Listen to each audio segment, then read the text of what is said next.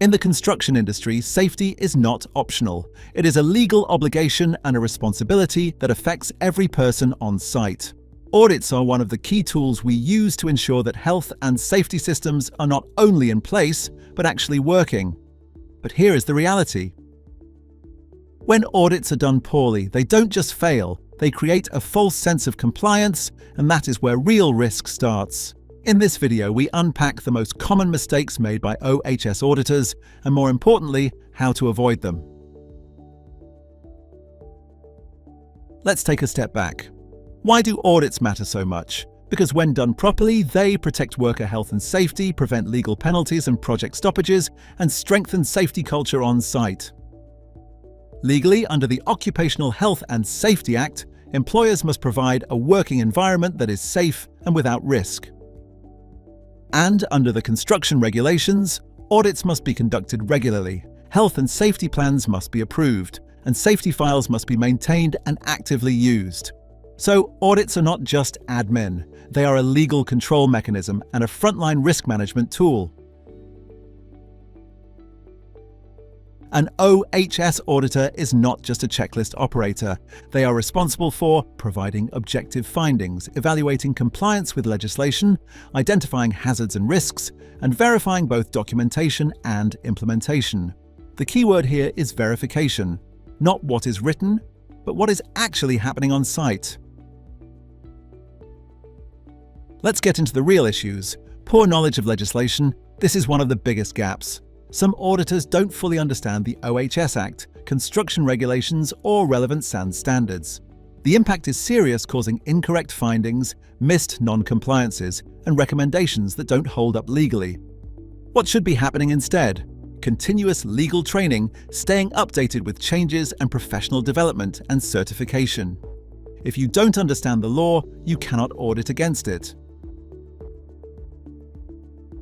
This is extremely common.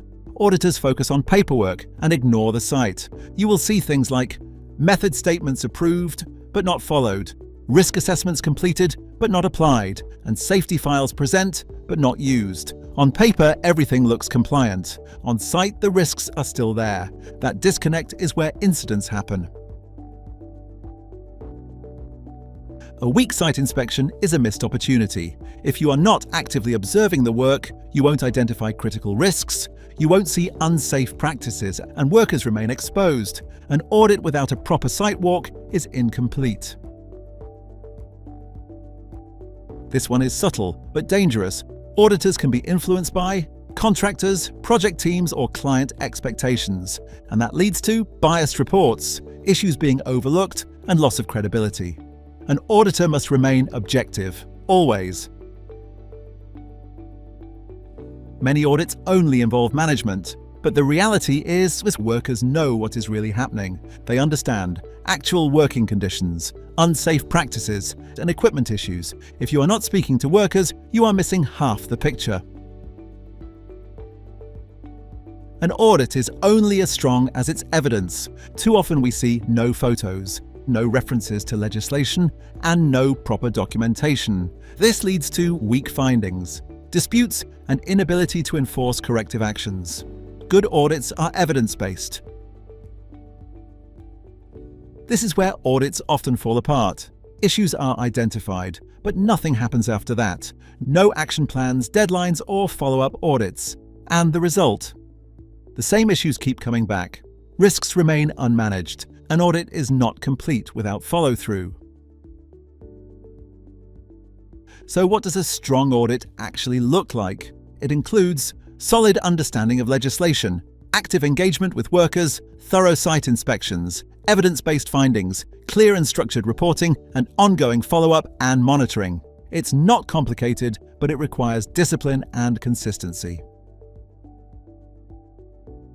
At the end of the day, effective OHS auditing is critical in the construction industry.